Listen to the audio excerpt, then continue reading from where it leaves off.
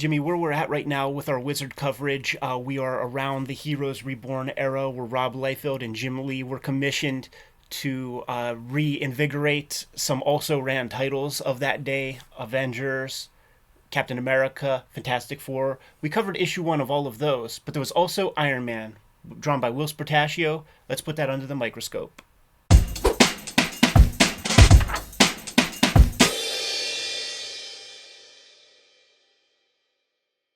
Welcome to your favorite YouTube channel, Cartoonist Kayfabe. My name is Ed Piskor. I'm Jim Rugg. Today we're going to be taking a look at Uncle Whilce Portacio's Iron Man #1 from the Heroes Reborn kind of relaunch, reboot, whatever you want to call it. First, we've got to let you know that we are a daily YouTube channel with more than 1,600 videos in our filmography. We've got plenty for you to choose from, and we might have talked about your favorite comics. Hit the magnifying glass on the front page, type in your favorite titles, check out those episodes. The King Kayfabers on our Patreon get all the videos before anybody else. They're hanging out with us in a live stream recording session right at this moment. Mitigates the kayfabe effect. Often we talk about comics that disappear in the aftermarket pretty quickly. It's the Kings who get those dibs on first copies before anybody else. Speaking of those 1,600 videos, Jimmy, we reviewed the Captain America one by Uncle Rob Liefeld. We've reviewed the Fantastic Four #1 by Jim Lee and the Luckiest Man in Comics, Brandon Choi. We've reviewed the Avengers #1, but we are in that space in our Wizard magazine coverage where the Heroes Reborn stuff is finally getting lots of ink. The books are actually hitting the stands. And the outlier, the one that we haven't talked about at all, the also ran, is the Whilce Portacio, Scott Lobdell, Iron Man comic. So, no time like the present, man, to cover this one a little bit. I agree. And right off the bat, I mostly like this cover. Get rid of these two red things. You're right. They just don't help. Even if there's some important part of the armor that we'll see later on, you're making a cover that stands alone and you've got like some bizarre negative space shape coming out of his head. I don't even know what these are, but I don't think it's worth sacrificing the shape that you have without them. I know, man, because like in my mind's eye, I said it in the Wizard episode, when I see this, it reads like a top knot with a hair braid to me. So I always just imagine that he looks wrong if he doesn't have a ponytail. Yeah, it's kind of strange. It is old school too, because like look, it's like ribbon cables. I do like some of that stuff. You know, like seeing him all wired up is pretty cool. Like I said, I mostly like that cover. It's just that one piece is odd. I'm not going to bury the lead, ladies and gentlemen. This is a fucking shit comic. This video is brought to you by the comics that we make. My latest, Street Angel, Princess of Poverty, and Street Angel, Deadliest Girl Alive. Collect all of my Street Angel comics, both volumes available now. True Crime Funnies, BW Zine, and 1986 Zine are my self-published efforts. You can get those at patreon.com/JimRugg or JimRugg.com. And Hulk Grand Design, my contribution to the Grand Design series from Marvel Comics. Ed Piskor's latest, Switchblade Shorties, is now available online. Follow the Cartoonist Kayfabe, Ed Piskor, or Switchblade Shorties accounts to read a daily comic strip featuring the Switchblade Shorties. Hip Hop Family Tree Omnibus, featuring 150 extra pages in addition to the entire Hip Hop Family Tree comic book series. X-Men Grand Design, all 3 volumes now in one easy to find trade paperback. And the latest volume of Red Room, Crypto Killers, and a reminder that all of the Red Room volumes are self-contained. Pick up any volume is the perfect place to begin. And now back to our video. This comic sucks. It's bad. And okay, so Scott Lobdell and Jim Lee are the story guys, right? If this is a Marvel Method style comic where Lobdell gives Whilce Portacio a bare bones plot, I'm putting the onus on Whilce as well. And I like Whilce. I like the way he draws and all that stuff. But if he's pacing this out, if he's pacing out these pages, then he is guilty as charged as well for the writing part of this not being very good, because this goes nowhere. We've talked about this in the past. When you do the literal kind of origin story on issue 1, it's about as boring as can be. And we're going to be doing a video, the video may have come out already, where we go through the first month of Marvel Comics and Fantastic Four #1. They have a complete adventure they have their origin, displays their powers. Those powers come into play. You know, they're Chekhov's superpowers. Those exact powers all come into play with destroying the villain of the issue, Mole Man, and then they're off living their lives. You get none of that here. You got, I guess what's happening. You got an Iron Man suit with somebody in it who Tony Stark gives a shit about, and this guy's going to die. Reb. Yeah, Reb is going to die. I like this part that we open with that close-up of the left side of his face and end with the close-up of the left side of his face. And I think that negative space is really amazing. Like, don't see that very often. Here's my suggestion for how this... My number one problem with this issue and how it could have been solved. The whole thing's going to be exposition. After this, we don't get to see Iron Man again until the last page. Right. And then it's a setup for an Iron Man Hulk fight. Yes. How about if we have that in issue 1, and then we'll do a flashback origin if we need to, because it's barely even I don't know if I'd even call it an origin. What's in here? Right. It's junk. What's in here? Like Right. like the majority of this issue is going to be exposition about Tony Stark being a dick. Right. We don't actually see Tony Stark being a dick. We just hear everybody say that. And he's being a poopy pants verbally, plenty. You see the green face in the corner box right here. And then pretty soon we're going to see a scientist called Bruce Banner. It makes me think about in the David Mamet masterclass, and I believe the Aaron Sorkin win as well. They talk about, like, you know, if a scene can be cut, you know, cut it. Because the audience beat you there already. Yeah. And the second you introduce a Bruce Banner, like, we don't need to build up to the origin of that. I mean, we know what's going to happen. Plus, you show us a freaking green-faced dude on the cover. There's no suspense to it. There's no excitement to it. We know it's coming. There's also very little that isn't covered right here. This Right. is all the exposition I need to set up, like, why Tony Stark's kind of fallen out of public positive opinion. That's kind of the setup, you know, and they established this class issue between Stark being kind of the super rich, wealthy. It's pretty interesting in a lot of ways to today's world, except now we're going to get 36 pages of just gibberish, because it's not like this is the best dialogue and it makes you hooked. It doesn't even feel like there are stakes being raised after this. It is just like, let's just drive this into the ground that we don't like Tony Stark. Scott Lobdell, before his tenure on X-Men, had no pedigree. He had no stripes. He was in the sales department for Marvel Comics. He's there when Chris Claremont goes away and basically holds up his hand and says, I could do it. I could do that job. The cartoon for X-Men was still going on for some years while he's into his run. Like, in that last season of the X-Men cartoon, they have the Phalanx Covenant and shit. That's like comes from his run. It's a long way of saying those books were gonna sell a lot no matter who was the writer, and that dude benefited. Like, maybe Brandon Choi ain't the luckiest guy. Maybe Scott Lobdell is the luckiest dude in comics, because those books were going to sell like hotcakes no matter what. That cartoon, at a time when there were 30 channels, it was the 11 a.m. on Saturday morning plus 3 p.m. on weekdays once it got enough episodes. Like, I was there for that. And he's a lucky dude. He's not a writer. He's a lucky motherfucker. And by the way, if the X-Men cartoon isn't enough, and Chris Claremont's 15-year lead-in is building that as a top-selling book, now you get to be part of the book that's getting the Marvel dollar push. Right. It's pretty good, man. I'll tell you, you could do a lot worse from a cash and check standpoint. Yeah. But in terms of craft and in terms of memorable comics and good stuff, nowhere.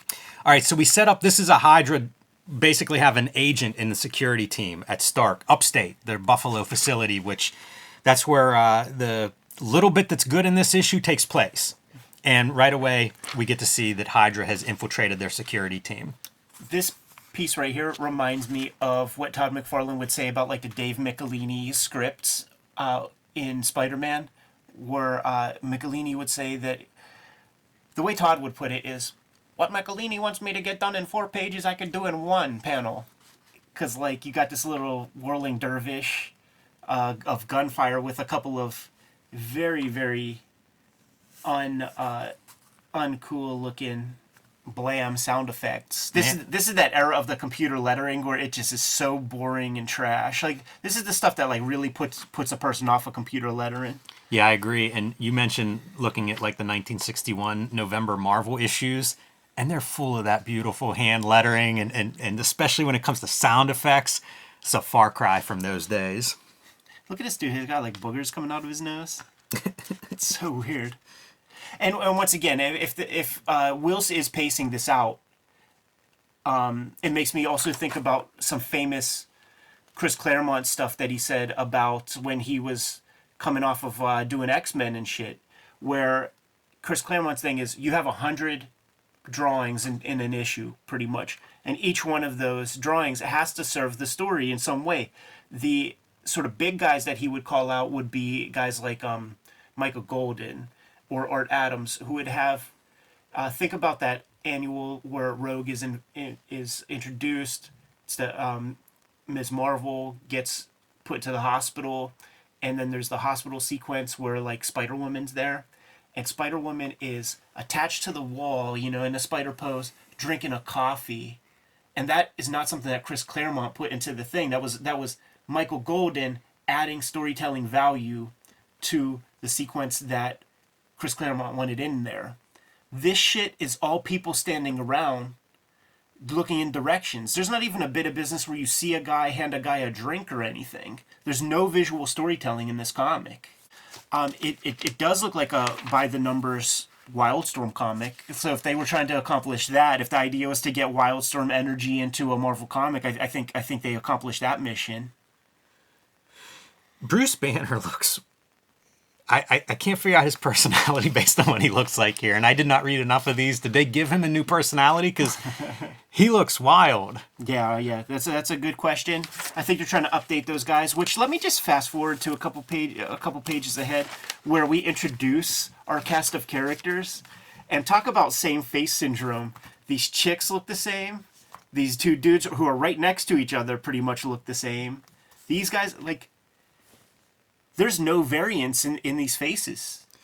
These are really peculiar, too. And I think that Whilce, I like his work also. Me too. I don't think his strength is in human faces. Like, I think of, like, he's coming off of Wetworks. Right. Let's get more Iron Man armor. It's issue 1. Show your best, hide the rest. Come on. Started off with that fight between Hulk and Iron Man. Give me a bunch of pages of that, and then while he's, like, in the hospital bed or something, you could give me a couple little origin pieces. Yeah. Make me give a fuck about the character. Because as it stands right now, and seeing Reb die early on, we already know that that's the reason why he's an asshole.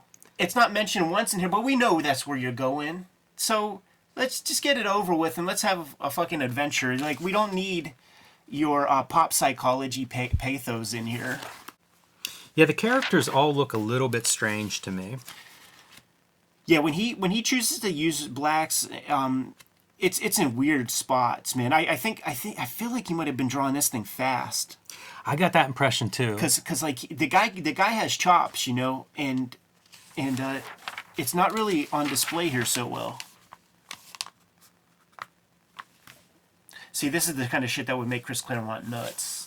Of just like, you're giving me nothing to work with. Yeah.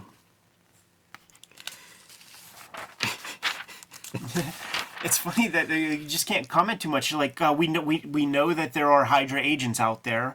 We know that we're building to some sort of big unveiling thing, which requires Hydra to infiltrate. We know what's coming around the bend at every turn. There's not one small glimmer of suspense. Like when we introduce this Bruce Banner character, well, guess what? We already seen it here. Yeah, I get teasing a little bit. You know, you want to sell the issue 2, but I also think like a good way to sell issue 2 is to do a kick-ass issue 1. Right. And Betty Ross is like the defense person. Mm-hmm. So what happens is they get notification something's going on at Buffalo. They leave their party after 20 pages of just nonsense to go check out what's happening. And I can tell you, I don't understand what's happening. All right. I'm not sure what exactly is exploding or who. The helicopter, I guess, gets shot down after it shoots down some stuff, but everybody survives the helicopter getting shot down. Very unclear storytelling here in these pages. Yeah. These are some examples of those crazy faces. Almost looks like some guys from that Bernie Wrightson comic we covered not too long ago. That comic being Freak Show, by the way. There is the one piece that goes on here is I believe Bruce Banner sold everybody out. I think that's what happens here because at one point we have call for backup and Bruce says I can't. Meanwhile, like this is the love of his life that he's like maybe killing by putting her in this position. Like what the heck? Would Jim Lee put Whilce in a position to have no sellable pages of a first issue? I can't imagine that. Would he do that to a guy? Because there's nothing to sell here. Like you know, you're gonna package this all up and put it on Heritage Auction. You got 3 pages to sell. What am I seeing here? Describe this table to me. Right. It's like a 2 people sit at one end. Right. Is that what you? Because the perspective, you know, like it's a small chair. It's not like we're doing some perspective trick. That is a weird illustration. Mm-hmm. Yeah, it's hard to comment on really, because there's so little, and it's man, it really illustrates this period of comics. You know, I'm completely out of it at this point in terms of the Marvel DC stuff. They took my money for years at this point, and eventually you wise up, you smarten up a little bit. You and I know the person right out there who just hit thumbs down. He disagrees. Stories that are happening. Hydra has launched a gamma bomb. Betty is locked out. Bruce Banner's locked in. I wonder what's going to happen. Yes, I wonder. And now Tony Stark realizes something's happening at the Buffalo lab. Let's go. I want to be there. One of the Whilce tropes is the thick neck. You know what? There were some thick necks when I was reading this that I wanted to point out because it was like thick necks, small heads, or Right. long faces. There were some very weird distortions. He's the first guy to really draw us that like vein that kind of goes across the neck. Actually, we'll see you in the Hulk. Bruce has a bad haircut, man. Yeah, it is. It's like grunge, kind of. Right. Wonder if they were getting good reports on Gen 13 and were like, hey, we gotta bring this grunge haircut over. Do you see there's no sellable pages here. This page is worth $50 on the aftermarket. There's a lot of questionable choices throughout this.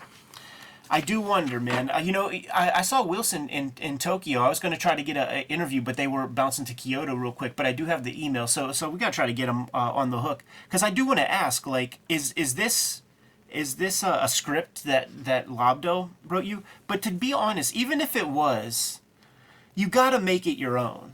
Yeah, I forget who said that, but I've heard other pros kind of say that. You know, like you got to take that and make it something. And the talking heads in this book, it's just the worst. And even if it's a thing where you go against the grain, like you know what Rob did with Louise or whatever, like you gotta just make it cool. Cause like when you read the script, Will seems like a very smart guy. You gotta know it's a piece of shit. So you gotta try to salvage it some way. Your name's on it. Somehow they have a 13-mile tunnel, so Bruce can't turn the bomb off, but he can send it 13 miles underground.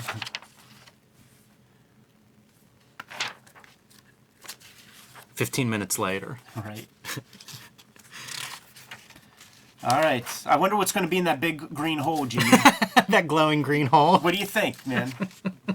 Well, give me a couple pages. How long can we drag this out? It's a double-sized issue, so we can probably just keep going with this. Some cool technology on these guys right here. But there we go. So some of the Wetworks technology bleeding over. But see that vein right there? That's a vein that Whilce brought to comics. I don't think I saw people drawing that one before Whilce got into the game. And it's a naked Hulk. So you got to give him that shadow underneath. What'd you think about that one as our resident Hulk artist, Jimmy? I admire this muscle. It's almost like a double deltoid. Right. And I do kind of appreciate that. But I think this Hulk is going to suffer from what a lot of the late 90s Hulk suffered from, which was the tapered waist. Right. You know, like the thing that distinguished Hulk from all the other super muscle heroes was he was stocky. Yeah. You know, he could have been a wrestler. But then they did the tapered waist and it sort of became just, another big muscle dude. Right. Really launching him in shadows a lot. Like, I do think that Whilce got some good lighting here. like on this piece. I like this as an intro because we don't see all of the Hulk, and to me that's a way to suggest big. Right. Oh, you know what I wanted to this comment on? is an Iron Man comic, by the way. Oh, right, yeah. This is uncoated paper, and you're getting the Wildstorm colors on here. Right. And I think for the most part they're dark and muddy. Oh yeah, and yours is yours Yes, glossy? No. Okay. No, that's the thing. You know, all those Wildstorm comics at the time would have been on glossy paper. Yeah. It makes a big difference on does. this color, especially Yeah. the early digital color, because they're mixing black with the CMY, and Like it will these. get dark and muddy if you're not careful. In this paper, it had dot gain. You know, Right. like every color that's on your screen is going to be much, much darker here on the paper. some of the Whilce splatters right there. As our naked Hulk leaves the copter. Yeah. This is a crazy head. This drawing is built like a Lightning Comics issue of Bloodfire. Wow. That's a bad head, dude. That's good stuff. It's also unclear that Tony Stark has some piece of shrapnel metal stuck in his gut. That's true.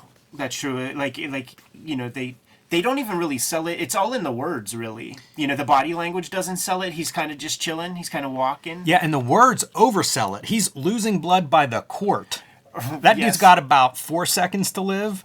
Yeah, and yeah, he's continuing his exposition while presumably in shock, completely impaled. I always like whenever dudes talk to themselves in comics. Ironic, then, that my greatest failure is my only chance. Dude, he's bleeding out. Yes. Like, that hits organs. You remember that movie Three Kings, man, the Spike Jonze joint, when they Yeah. show what a bullet does to a Tommy? Fantastic. But, you know, he's cogent. I would have liked one of those cross sections, like, let's see cut him in half and show us where that shrapnel is. I mean, that would have been a good, nice visual. It would have been a great visual. They do that in manga. And you could have skipped all of the exposition. We still don't have him in the suit. What a shit comic. Let me show off the neck I was talking about. Oh, there it is, man. Look at how little that head. dude's face is. Looks like a little troll. And then here's your sellable page. Yes. For the issue.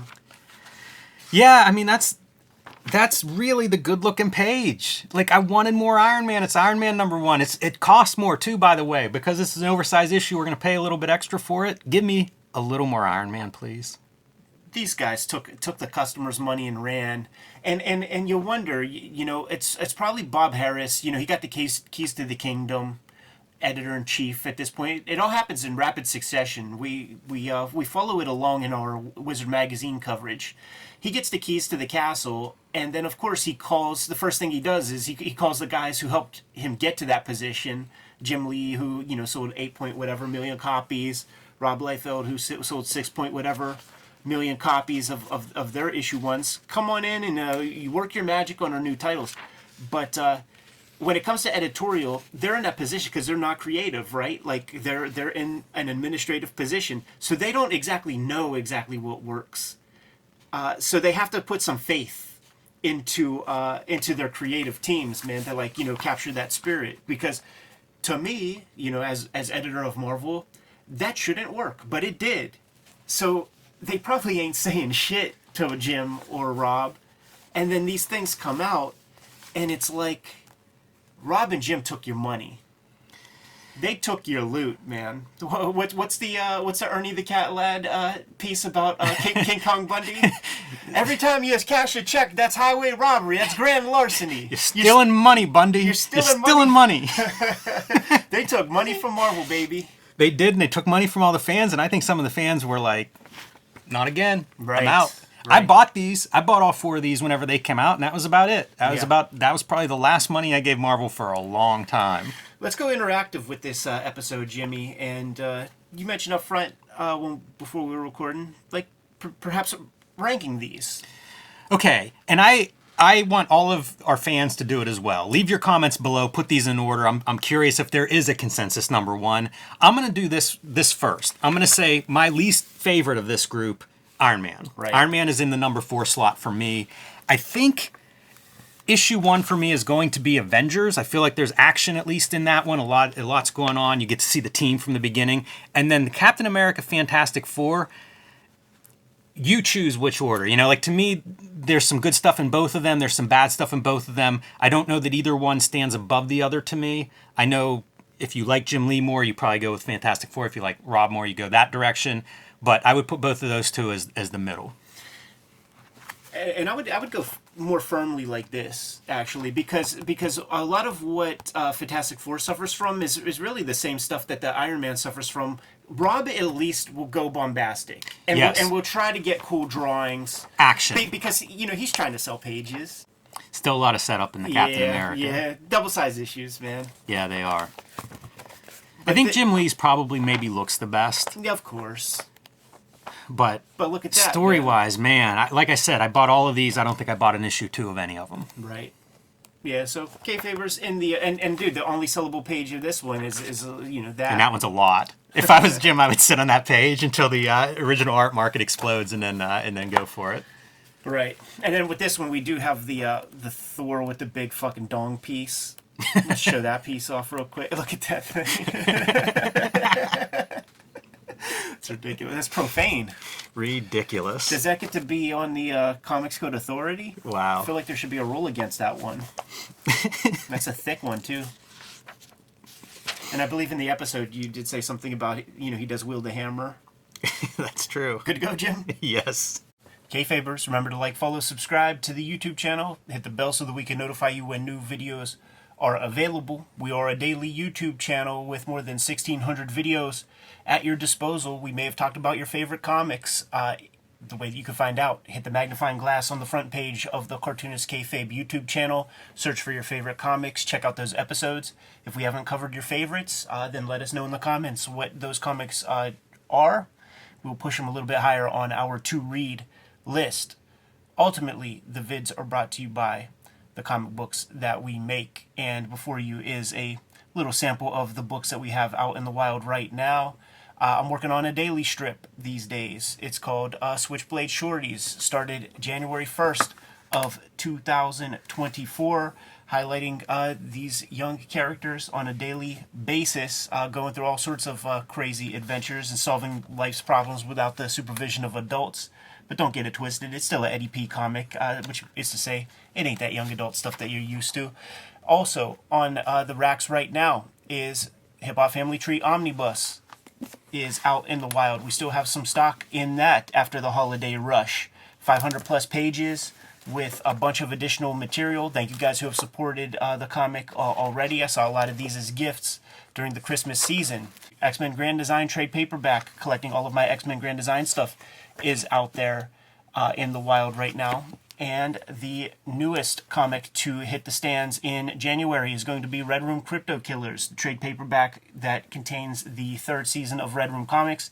4 stories in here. All stories are completely self-contained. That goes for all of the Red Room trades. So if you see any of these in the wild, scoop them up, give them a shot, then check out more Red Room Comics. Jimmy, what do you have?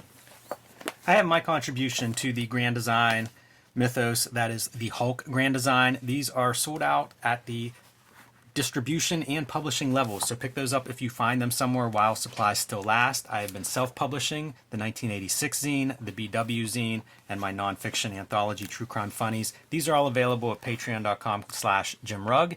And my latest Street Angel book, Princess of Poverty and Deadliest Girl Alive, available from Image Comics, featuring the homeless ninja on a skateboard. Both self-contained. Read them in any order. Read them together and you'll have all the Street Angel comics that I have made so far. The books are the most important part in keeping the Kayfabe channel alive. Support the books, you support the creators, you support the channel. There are some ways to directly support the Cartoonist Kayfabe YouTube channel, however. One of those is the Patreon.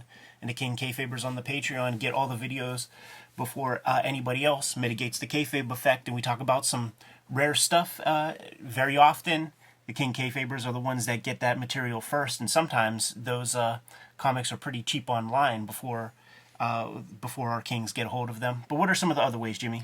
You can subscribe to the Cartoonist Kayfabe e-newsletter at the links below this video. You can also find Cartoonist Kayfabe t-shirts, merchandise, hats, mugs, stickers, and more at our spread shop. That link is also under this video. There you have it. All the ways to support the Cartoonist Kayfabe channel. Jimmy, give them those marching orders and we'll be on our way. Read more comics.